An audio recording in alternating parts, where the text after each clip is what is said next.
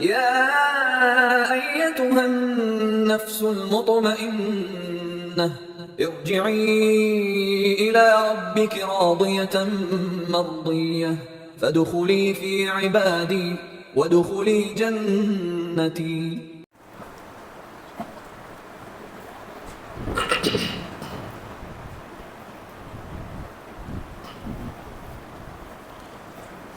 إن الحمد لله نحمده ونستعينه ونستغفره ونؤمن به ونتوكل عليه ونعوذ بالله من شرور أنفسنا ومن سيئات أعمالنا من يهده الله فلا مضل له ومن يضلله فلا هادي له وأشهد أن لا إله إلا الله وحده لا شريك له وأشهد أن محمدًا عبده ورسوله أما بعد أرسله بالحق بشيرا ونذيرا وداعيا إلى الله بإذنه وسراجا منيرا.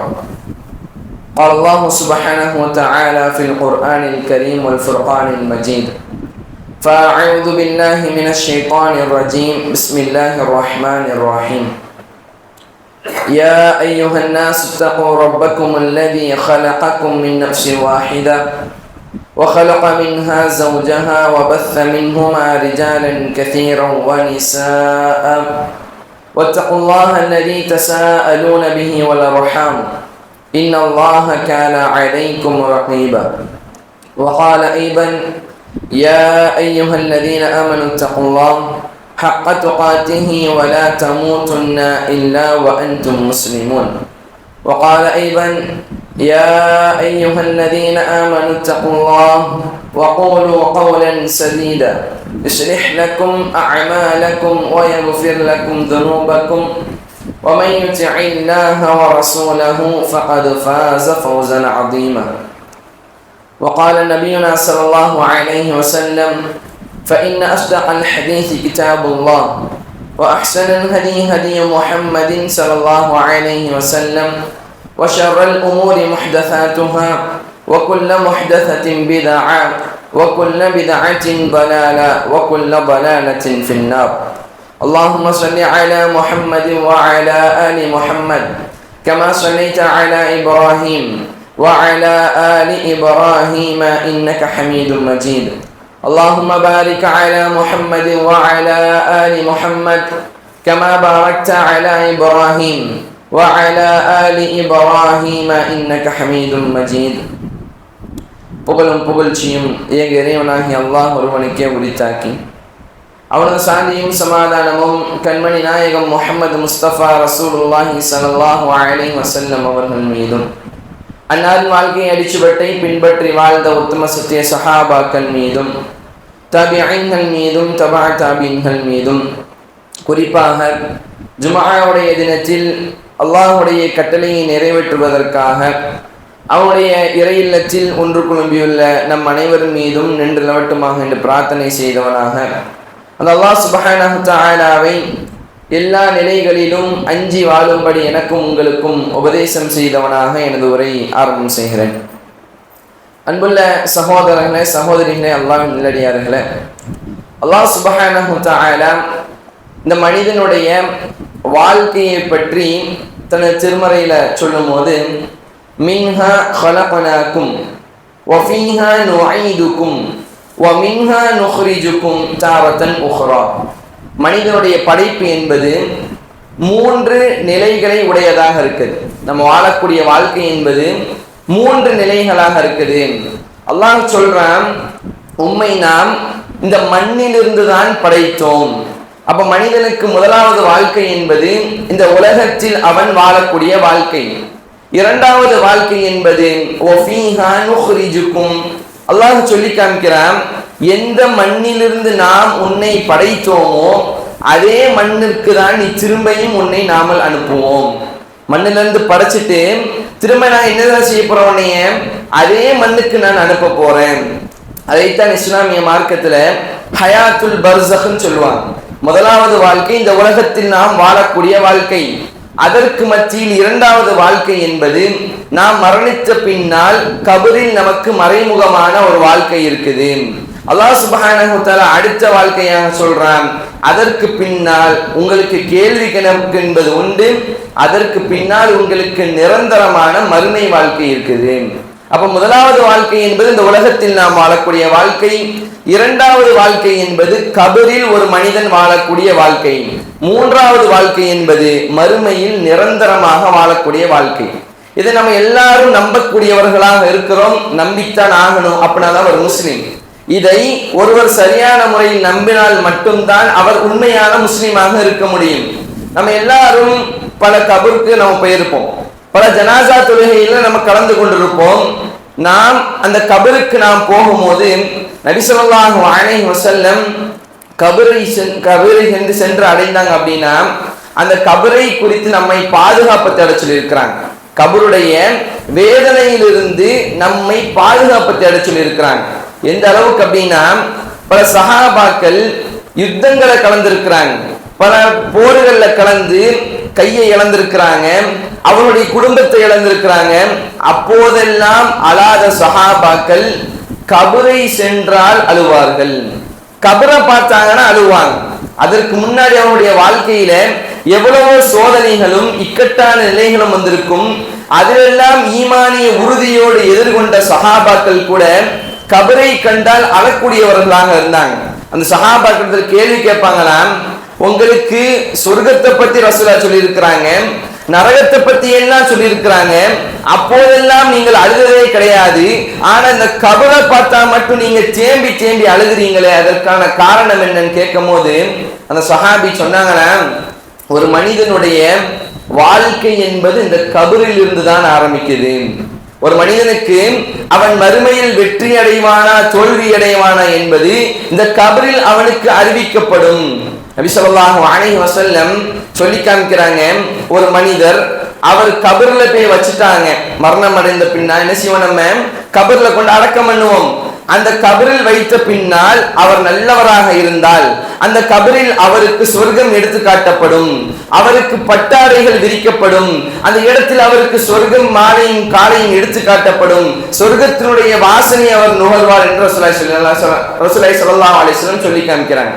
அதே போல ஒரு மனிதர் இந்த உலகத்தில் கேடுகட்டவராக, அல்லாஹ் சுப்ஹானஹு வ தஆலாவுடைய மார்க்கத்தை புறக்கணிக்கக்கூடியவராக, பொய் சொல்லக்கூடியவராக, புறம் பேசக்கூடியவராக இருந்தால் அவருக்கு கபரில் தண்டனை என்பதும் உண்டு. நபி ஸல்லல்லாஹு அலைஹி வஸல்லம் சொல்லி காமிக்கிறாங்க, கபரில் ஒரு கெட்ட மனிதர் வைக்கப்பட்டால் அவருக்கு காலையும் மாலையும் நரகம் எடுத்து காட்டப்படும். அந்த கபர்ல அவருடைய தண்டனையை பற்றி ரசூலுல்லாஹ் சொல்லி காமிக்கிறாங்க, மலக்குமார்கள் அந்த மனிதருடைய தலையில் இரும்பு சம்பட்டியால் அடிப்பார்கள்.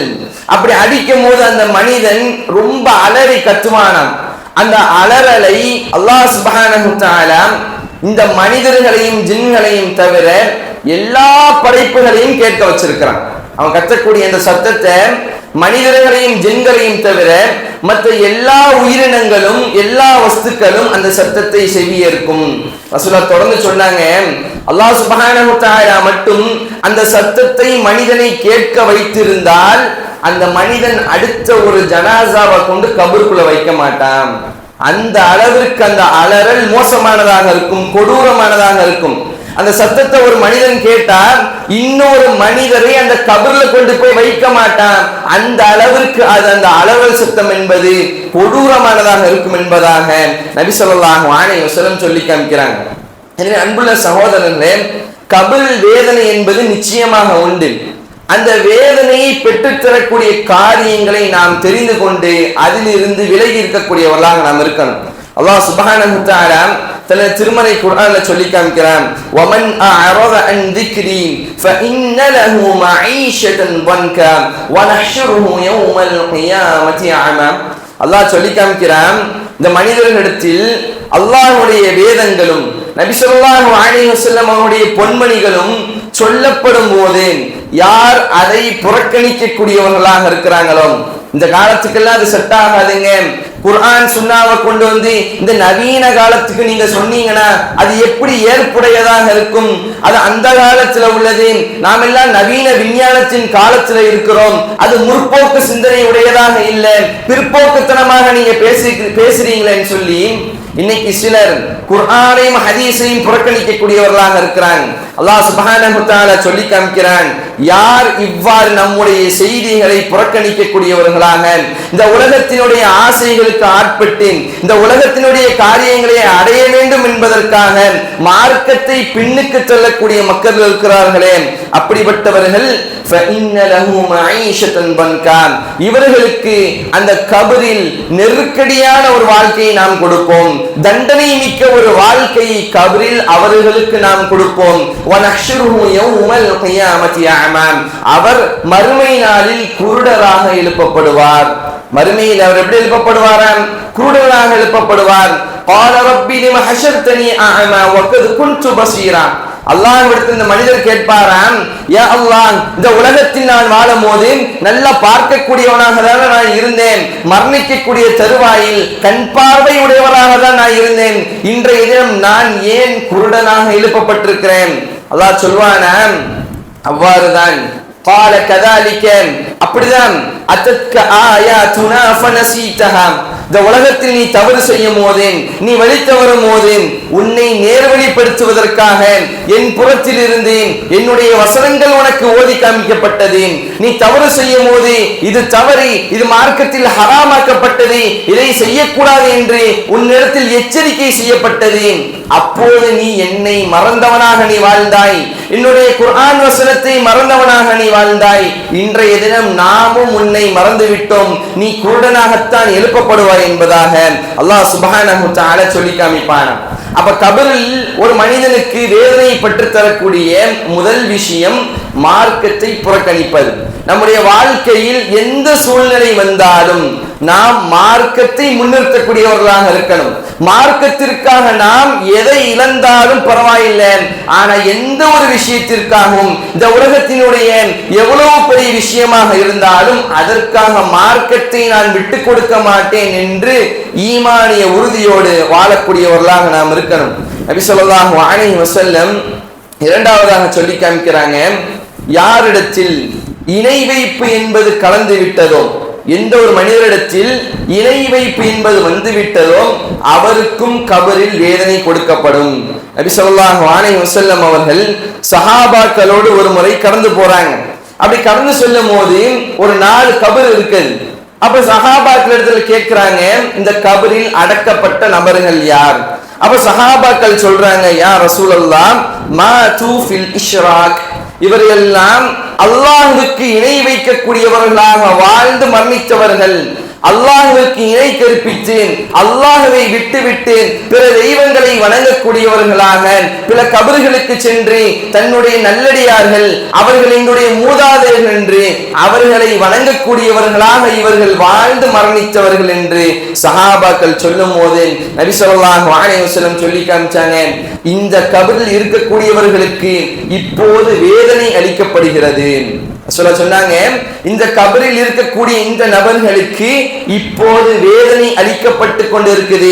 ரசூலா தொடர்ந்து சொன்னாங்க, இந்த சமுதாய மக்களுக்கு கபரில் வேதனை என்பது உண்டு, எனவே நீங்கள் அதிகமாக அல்லாஹ்விடத்தில் இந்த கபரை விட்டும் கபரினுடைய தண்டனையை விட்டும் பாதுகாப்பு தேடக்கூடியவர்களாக நீங்கள் மாறிக்கொள்ளுங்கள் என்பதாக நபி ஸல்லல்லாஹு அலைஹி வஸல்லம் சொல்லி காமிச்சாங்க. நபி ஸல்லல்லாஹு அலைஹி வஸல்லம் அடுத்த செயலாக சொல்றாங்க, யாரிடத்தில் நிஃபாக் என்ற தன்மை வந்துவிட்டதோ, யாரிடத்தில் நிஃபாக் என்ற தன்மை வந்துவிட்டதோ அவருக்கும் கபரில் நோவினை அளிக்கப்படும். நிஃபாக் அப்படின்னா நயவஞ்சகத்தனம் சொல்லுவாங்க. நயவஞ்சகத்தனம் யாரிடத்தில் வந்துட்டோ அவருக்கு கபர் என்ன செய்யப்படும்? தண்டனை அளிக்கப்படும். அல்லாஹ் சுப்ஹானஹு வ தஆலா தன் திருமறையில சொல்லி காமிக்கிறான் முனாஃபிகீன்களை பத்தி, சனுஅதிபுஹும் மர்ரத்தைன், யாருக்கும் அல்லாஹ் இப்படி ஒரு தண்டனை சொல்லல, முனாஃபிகீன்களுக்கு மட்டும் அல்லாஹ் சொல்றான், உள்ள ஒன்ன வச்சுட்டு வெளியே ஒன்ன பேசுவாங்களே, உள்ள மனசுக்குள்ள ஒண்ணு இருக்கும், மனசுக்குள்ள வேற ஒண்ணு இருக்கும். ஆனா வெளிப்படையில் நாடகம் ஆடக்கூடியவர்கள், நடிக்கக்கூடியவர்கள், மார்க்கத்திற்கு பாடுபடுவது போல வெளி தோற்றத்தில் மக்களுக்கு மத்தியில் காமிக்கக்கூடியவர்கள், அவருடைய உள்ளத்தில் எந்த விதமான இஹ்லாஸும் இருக்காது. ஆனா மக்களுக்கு மத்தியில் மக்கள் புகழ வேண்டும் என்பதற்காக இஸ்லாமிய மார்க்கத்தை தூக்கி பிடிப்பது போல வேஷம் போடக்கூடியவர்கள், இப்படிப்பட்டவர்களை அல்லாஹ் சுப்ஹானஹு வ தஆலா சொல்லி காமிக்கிறான். சனுஅذிபுஹும் மர்ரத்தைன், இவர்களை நாம் 2 முறை தண்டிப்போம். சும்மை யுரத்தூன இலா அதாபின் அதீம், முதல்ல அவனுக்கு கபரிலேயே நான் தண்டனை கொடுப்பேன். அவனுக்கு கபரிலே இக்கட்டான ஒரு வாழ்க்கை தான் கிடைக்கும். அந்த கபரில் அவன் நோவினை செய்யப்படுவான், சித்திரவதை செய்யப்படுவான். அதற்கு பிறகு நரகத்தில் அவன் அதைவிட கடுமையான தண்டனை அவனுக்கு அங்கு கொடுக்கப்படும் என்பதாக அல்லாஹ் சுப்ஹானஹு வ தஆலா சொல்லி காமிக்கிறான். நபி ஸல்லல்லாஹு அலைஹி வஸல்லம் அடுத்த ஒரு செயலாக சொல்லி காமிக்கிறாங்க. நபி ஸல்லல்லாஹு அலைஹி வஸல்லம் அவர்கள் ஒரு முறை சஹாபாக்களோடு நடந்து செல்றாங்க. அப்படி போகும்போது ஒரு 2 கபறுகளை ரசூலா பார்க்கறாங்க. 2 கபறுகளை பார்த்துட்டு ரசூலா சொல்லி காமிக்கிறாங்க, ஆமா இன்னஹுமா லயுஅذிபானி, இந்த 2 கபறுகளும் இப்போது நோவினை செய்யப்படுது. இந்த கபரில் இருக்கக்கூடிய நபர்களுக்கு இப்போது தண்டனை கொடுக்கப்படுகிறது. வமா யுஅذிபானி ஃபீ கபீர், ரசூலா சொல்றாங்க, ஆனா அது ஒன்றும் பெரிய பாவம் கிடையாது. அப்படி என்ன அர்த்தம்? நம்ம அதை பெரிய பாவம்னே நினைக்கிறது இல்லை, அதை நாம் பாவம் என்றே கருதாமல் நாம் வாழ்ந்து கொண்டிருக்கிறோம். அப்படிப்பட்ட பாவங்களுக்கு இந்த 2 நபர்களுக்கும் இப்போது தண்டனை கொடுக்கப்படுகிறது. ரசூலா தொடர்ந்து சொல்றாங்க, அம்மா அஹதுஹுமா, அதுல முதலாவது நபர் யார் தெரியுமா? ஃபகான யம்ஷி பின் நமீமா, இந்த உலகத்தில் அவர் வாழும்போது புறம் பேசக்கூடியவர்களாக வாழ்ந்தார்கள். இந்த உலகத்தில் வாழும்போது புறம் பேசக்கூடியவனாக அவன் வாழ்ந்தான்.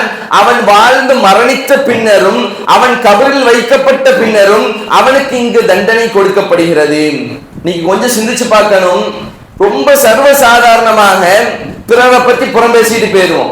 4 மனிதர்கள் ஒன்று கூடினாலே அந்த இடத்தில் புறம் பேசுதல் இல்லாம களைய மாட்டோம். 4 பேரு ஒன்னு சேர்ந்தாலே புறம் பேசாம என்ன செய்யறது இல்ல, களையிறது இல்ல.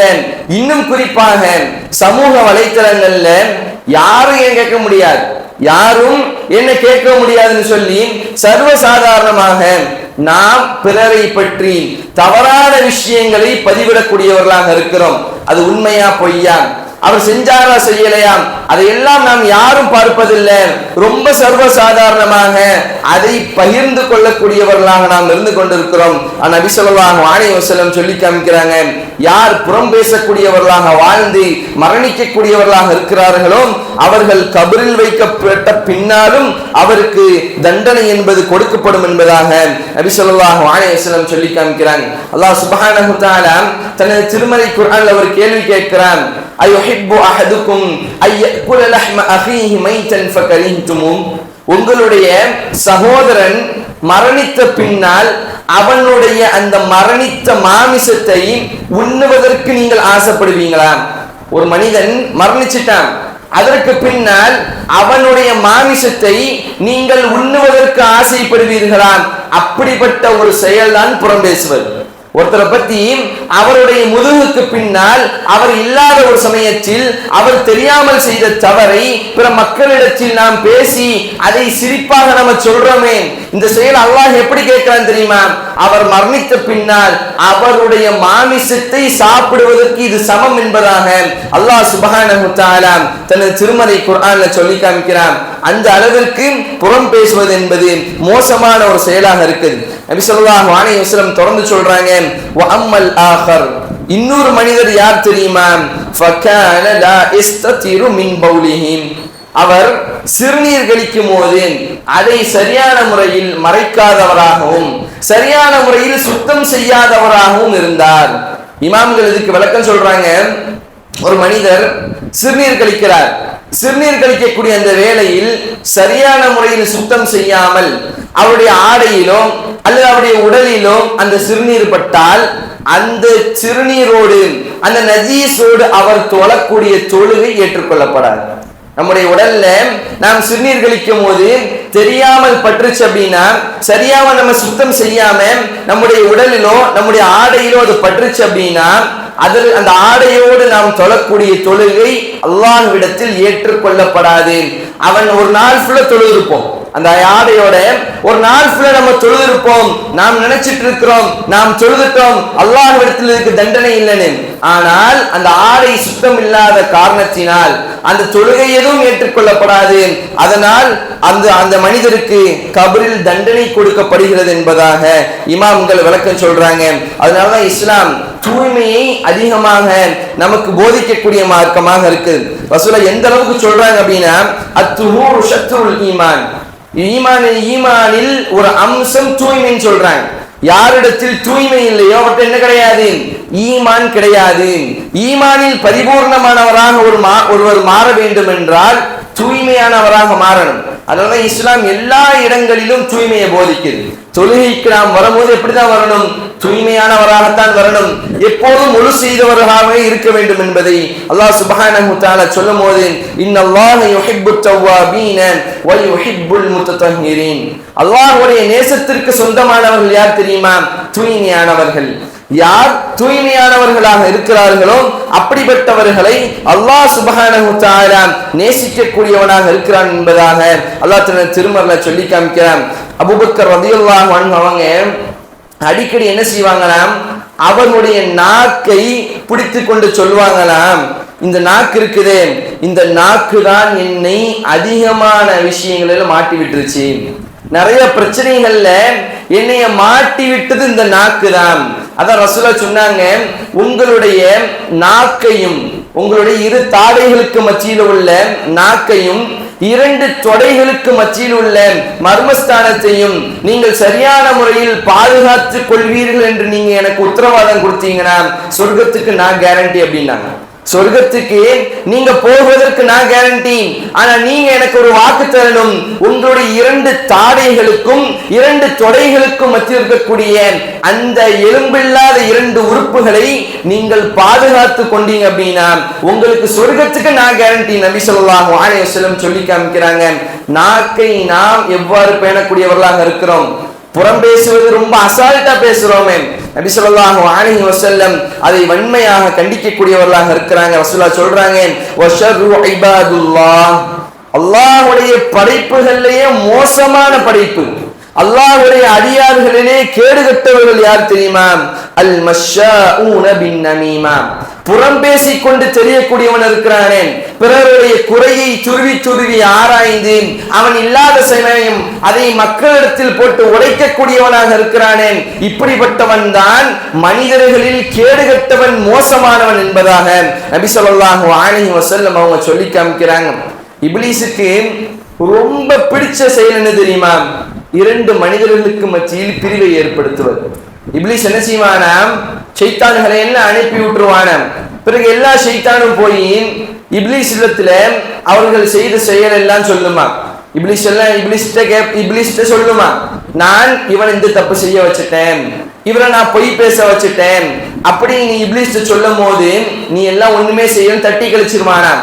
ஆனா ஒரு ஷைத்தான் போய் சொல்லுவானா, நான் இரண்டு மனிதர்களுக்கு மத்தியில் பிரிவினையை ஏற்படுத்தினேன், ரெண்டு மனிதர்களுக்கு மத்தியில் என்ன செஞ்சு விட்டேன், சண்டை ஏற்படுத்தினேன்னு சொல்லி இப்லீஸ்ட சொல்லும் போது இப்லீஸ் சொல்லுவானா, நீ தாண்டா சரியான ஆளு, என் பக்கத்துல வான்னு சொல்லுவான்.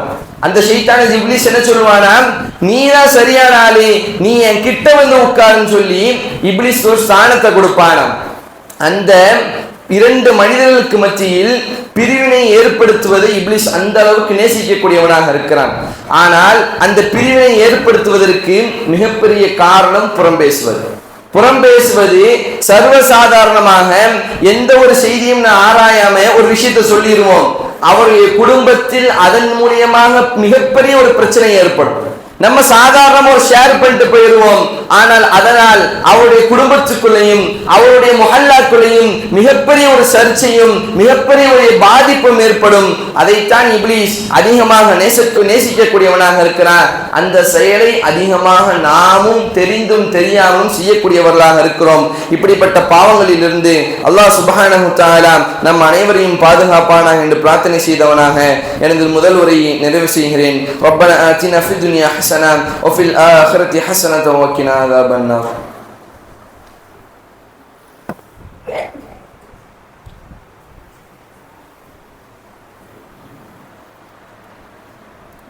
அல்ஹம்துலில்லாஹி ரப்பில் ஆலமீன் வல் ஆகிபத்து லில் முத்தகீன் வஸ்ஸலாத்து வஸ்ஸலாமு அலா சய்யிதினா முஹம்மத் வஅலா ஆலிஹி வஅஸ்ஹாபிஹி அஜ்மஈன். அன்புள்ள சகோதரர்களே, சகோதரிகளே, அல்லாஹ்வின் நல்லடியார்களே, ஜும்ஆவுடைய முதல் உரையில் கபரில் வேதனை பெற்றுத்தரக்கூடிய காரியங்கள் என்ற தலைப்பில் ஒரு சில முக்கியமான விஷயங்களை பார்த்தோம்.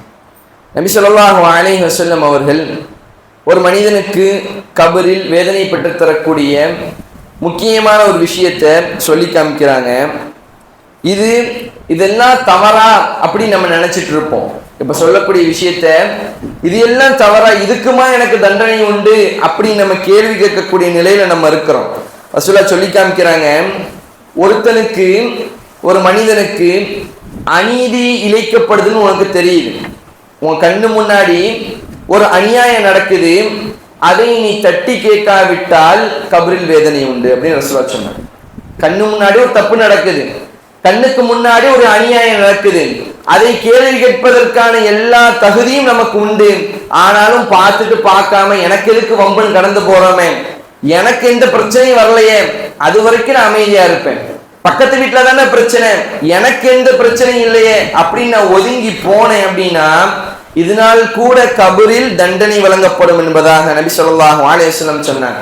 ரசூலுல்லாஹ் சொன்னாங்க, உன்சுர் அகாக பாலிமன் அவ் மதுலும், உன்னுடைய சகோதரன் அநீதி செய்யக்கூடியவனாக இருந்தால் அந்த அநீதியிலிருந்து அவனை தடுக்கக்கூடியவனாக நீ இருக்கணும். அதே அநீதம் இழைக்கப்பட்டவனாக இருந்தால் அவனுக்காக நீ அந்த இடத்தில் குரல் கொடுக்கக்கூடியவனாக நீ இருக்கணும். ரெண்டு பேருக்குமே நாம் உதவி செய்யக்கூடியவர்களாக இருக்கணும். கண்ணு முன்னாடி ஒருத்தர் தப்பு செஞ்சார் அப்படின்னா அதை தவறு என்று அவரிடத்தில் சுட்டி காட்டுவது நம் மீது கடமையாக இருக்குது. அந்த தவறை தடுக்க வேண்டியது நம் மீது கடமையாக இருக்குது. ஒருத்தருக்கு அநீதி இழைக்கப்படுது அப்படின்னா அந்த இடத்தில் அவருக்காக குரல் கொடுப்பதும் நமக்கு கடமையாக இருக்குது. நபி ஸல்லல்லாஹு அலைஹி வஸல்லம் அவர்கள் இளமையாக இருக்கும் போதே, அவர்களுக்கு அப்ப நபித்துவம் வழங்கப்படல, அந்த காலத்தில் கூட நபி ஸல்லல்லாஹு அலைஹி வஸல்லம் அவர்கள் சத்திய பிரமாணம் செய்தார்கள். ரசூலுல்லாஹ் அதை இஸ்லாத்தை போதிக்கக்கூடிய அந்த காலகட்டத்தில் சொன்னாங்க, நாங்க இளைஞராக இருக்கும் போது ஒரு சத்தியம் பண்ணோம். அந்த சத்தியத்துக்கு பேர் என்ன அப்படின்னா ஹல்ஃபுல் ஃபுதூல் அப்படின்னு சொல்லுவாங்க. ரசூலுல்லாஹ் என்ன பண்ணாங்க, யாருக்கெல்லாம் அந்த ஊரில் அநீதம் இழைக்கப்படுகிறதோ அவர்களுக்கு எல்லாம் உதவி செய்யக்கூடியவர்களாக இருந்தாங்க. யாருக்கும் இந்த ஊரில் அநீதம் இழைக்கப்படக்கூடாது, யாரும் அநீதம் இழைக்கப்பட்டு அவர்களுடைய உரிமையை பெற்றுத்தராமல் இருந்துவிடக் கூடாது என்பதற்காக ஒரு சங்கம் அமைத்தாங்க வாலிபராக இருக்கும் போது. ஆனா இன்னைக்கு வாலிபர்கள் என்ன சங்கம் அமைக்கிறாங்க, எதற்காக ஒன்று கூடுறாங்க அப்படி என்பதை சிந்திக்கக்கூடியவர்களாக நாம் இருக்க வேண்டும். நம்முடைய இளைஞர்கள் எந்த விஷயத்திற்காக ஒன்று கூடுறாங்க, எதற்காக குரூப் ஓபன் பண்றாங்க, எதற்காக சங்கம் அறிவிக்கிறாங்க? ரசூலுல்லாஹ் அமைச்சாங்க சங்கம் எதற்கு தெரியுமா? அநீதம் இழைக்கப்பட்டவர்களுக்கு உதவ வேண்டும் என்பதற்காக, அவர்களுக்காக குரல் கொடுக்க வேண்டும் என்பதற்காக, அவர்களுடைய அநீதிக்கு நீதியை பெற்றுத்தர வேண்டும் என்பதற்காக இளமை பருவத்திலேயே நபி ஸல்லல்லாஹு அலைஹி வஸல்லம் அவர்கள் ஒரு சங்கத்தை கூட்டினார்கள். ரசூலுல்லாஹ் பின்னால் காலத்துல சொன்னாங்க, இப்போதும் கூட அந்த சங்கத்தை நாம் யாரும் எனக்கு கூப்பிட்டீங்க அப்படின்னா நான் அதை என்ன செய்வேன், உடனடியாக நான் ஒன்று சேர்ந்து கொள்வேன் என்பதாக நபி ஸல்லல்லாஹு அலைஹி வஸல்லம் அவங்க சொல்லி காமிக்கிறாங்க. அந்த அளவிற்கு இஸ்லாமிய மார்க்கம் அநீதி இழைக்கப்பட்டவர்களுக்கு உதவி செய்ய சொல்லுது. அநீதம் இழைக்கப்பட்டவருக்கு உதவி செய்யாமல் இருந்தாலே தண்டனை அப்படின்னா சர்வசாதாரணமா நம்ம அநீதியே செய்கிறோமே. அநீதம் இழைக்கப்பட்டவருக்கு உதவி செய்யாட்டிலேயே மார்க்கம் என்ன சொல்லுது, கபர்ல உனக்கு தண்டனை சொல்லுது. ஆனா இன்னைக்கு சர்வசாதாரணமாக யார் என்ன கேட்க போறான், யார் என்னைய கேட்க போறான், அவன் என்னை கேட்பதற்கு அவனுக்கு திராணி இல்லையே, அவனுக்கு அந்த அளவுக்கு சக்தி இல்லைன்னு சொல்லி ரொம்ப சர்வசாதாரணமாக அநீதம் செய்யக்கூடியவர்களாக நாம் இருக்கிறோம். நபி ஸல்லல்லாஹு அலைஹி வஸல்லம் சொல்றாங்க, யார் அநீதம் இழைக்கப்படுகிறார்களோ அநீதம் இழைக்கப்பட்டவனுக்கும் அல்லாஹ் சுப்ஹானஹு தஆலாவிற்கும் இடையில் எந்த விதமான திரையும் கிடையாது. அவன் கேட்கக்கூடிய பிரார்த்தனைகளை எல்லாம் அல்லாஹ் சுப்ஹானஹு தஆலா உடனுக்குடன் பதிலளிக்கக்கூடியவனாக இருக்கிறான் என்பதாக நபி ஸல்லல்லாஹு அலைஹி வஸல்லம் சொல்றாங்க. அல்லாஹ் சுப்ஹானஹு தஆலா சொல்லி காமிக்கிறான், யா இபாதி, என்னுடைய அடியார்களே, இன்னி ஹர்ரம்து ظுல்ம அலா நஃப்ஸி, அநீதம் செய்வதை எனக்கு நான் ஹராமாக்கி கொண்டேன். அல்லாஹ் சொல்லி காமிக்கிறான், நான் என்ன செய்ய மாட்டேன், உங்களுக்கு அநியாயம் செய்யவே மாட்டேன். வஜஅல்துஹு பைனக்கும் முஹர்ரமா, அதை உங்களுக்கும் நான் ஹராமாக ஆக்குகிறேன். அநீதம் செய்வதை அநியாயம் செய்வதை உங்களுக்கு நான் ஹராமாக ஆக்கிவிட்டேன். ஃபலா துபாலிமு, எனவே நீங்கள் ஒருபோதும் அநியாயம் செய்யக்கூடியவர்களாக நீங்கள் மாறிவிடாதீர்கள் என்பதாக அல்லாஹ் சுப்ஹானஹு தஆலா எச்சரிக்கக்கூடியவனாக இருக்கிறான். ஆகவே வாழக்கூடிய காலகட்டத்தில் பிறருக்கு உதவி செய்யக்கூடியவர்களாக, அநீதத்தை தட்டி கேட்கக்கூடிய நன்மக்களாக அல்லாஹ் நம் அனைவருக்கும் ஆக்கி அருள் புரிவானாக. ரப்பனா ஆத்தினா ஃபித் துன்யா ஹஸனா வ ஃபில் ஆখিরাতি ஹஸனத வ கினா அஸாபன் நார். إن الله يأمر بالعدل والإحسان وإيتاء ذي القربى وينهى عن الفحشاء والمنكر والبغي يعظكم لعلكم تذكرون ولذكر الله أكبر.